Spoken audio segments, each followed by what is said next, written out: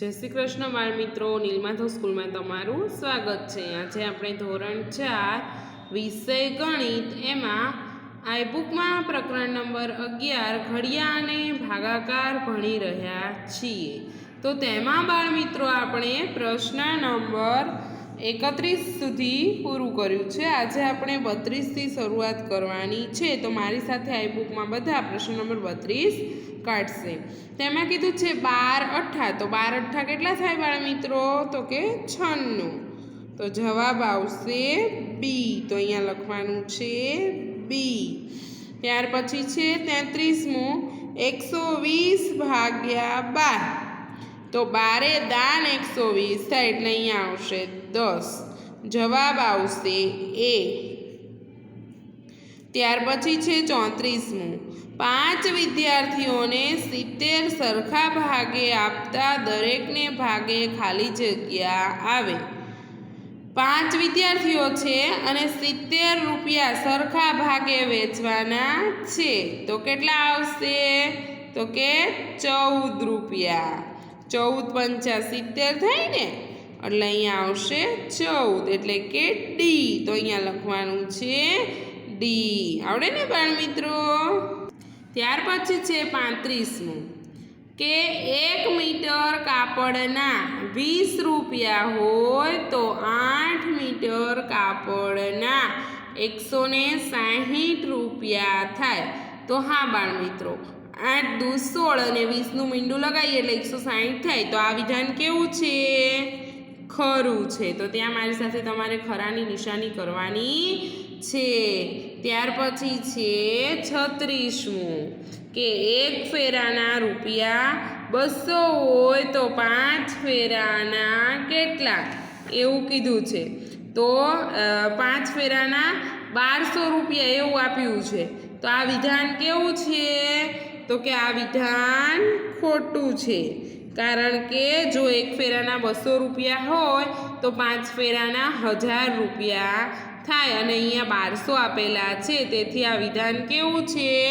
ખોટું। ત્યાર પછી છે 37મું 144 ભાગ્યા 12 બરાબર જવાબ 12 આવે। તો હા, તમે 144 ભાગ્યા 12 કરશો એટલે 12 જવાબ આવશે। તો આ વિધાન કેવું છે? ખરું। આવડે બાળ મિત્રો? ત્યાર પછી છે 38મું 3 કિલોગ્રામ બરાબર ખાલી જગ્યા। તો 3 કિલોગ્રામ એટલે 3000 ગ્રામ થાય। તો અહીંયા લખવાનું છે 3000 ગ્રામ એટલે કે જવાબ આવશે સી। ત્યાર પછી છે 39મું 1 ખુરશીની કિંમત 125 રૂપિયા હોય તો આવી 5 ખુરશીની કેટલી થાય? તો 125 ગુણ્યા તમે 5 કરશો એટલે આવશે 625। તો જવાબ આવશે સી। ત્યાર પછી છે 40મું 225 દિવસોના કેટલા પખવાડિયા હોય? તો પખવાડિયામાં કેટલા દિવસ હોય?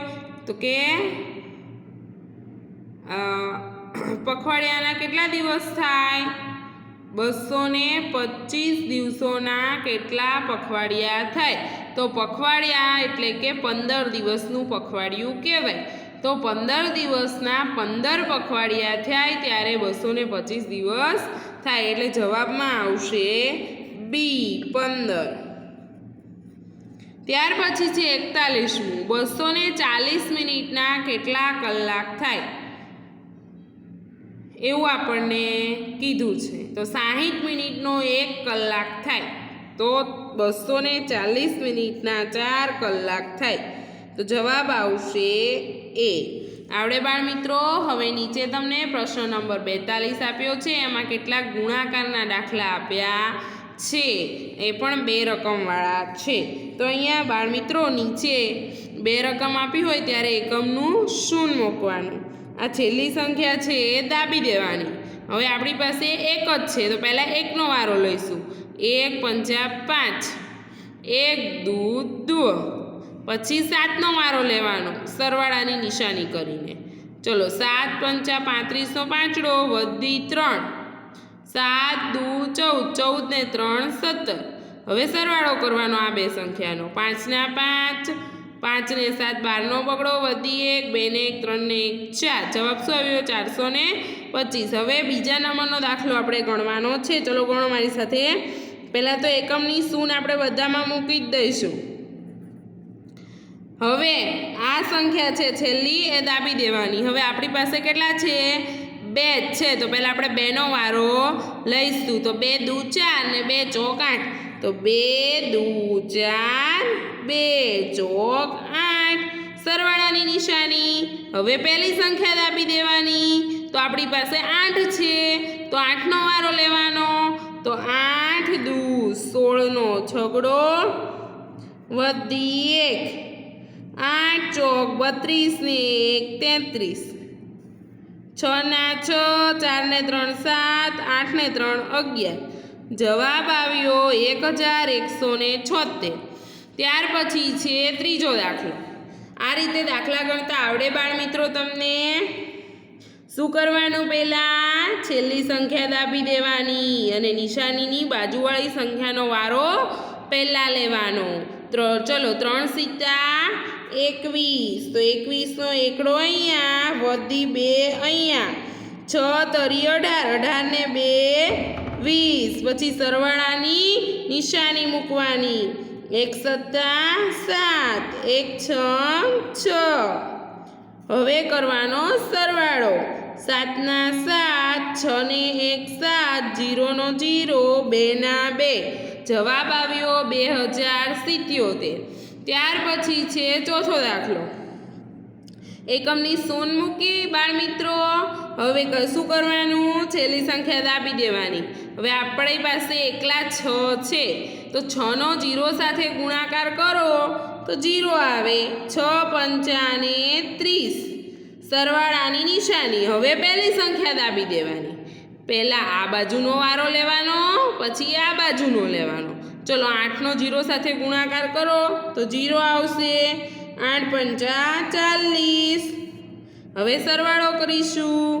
0 ના 0, 0 ના 0, 4 ના 4, 3 ના 3. જવાબ આવ્યા 3400. હવે એકમની શૂન્ય મૂકી દીધી, છેલ્લી સંખ્યા દાબી દીધી. હવે આપણી પાસે ફક્ત શું છે? 2.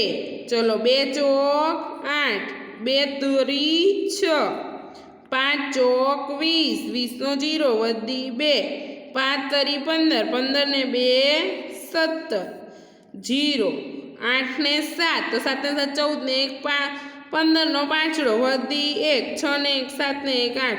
જવાબ કેટલો આવ્યો? 850. આપણે ગુણાકારના દાખલા કર્યા.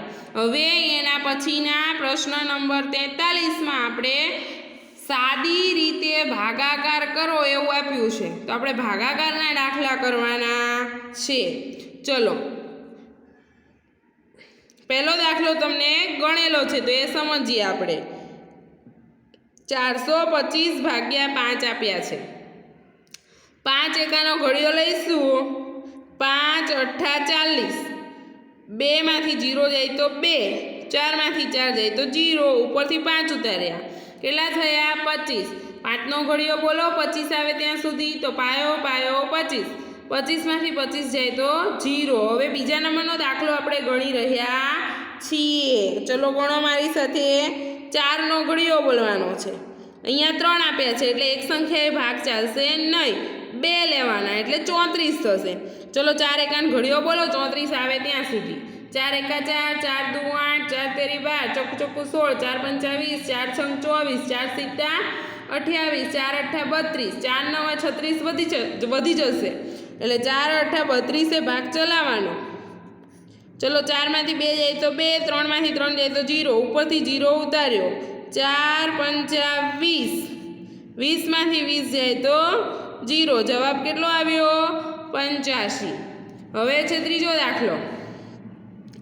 2 તરી 6, 6 માંથી 6 જાય તો 0, ઉપરથી 1 ઉતાર્યા. ભાગનો ચાલે ઉપર ચડાવ્યા. 8 ઉતાર્યા, 18 થયા. 2 નવા 18, 18 માંથી 18 જાય તો 0. ત્યાર પછી છે ચોથો દાખલો.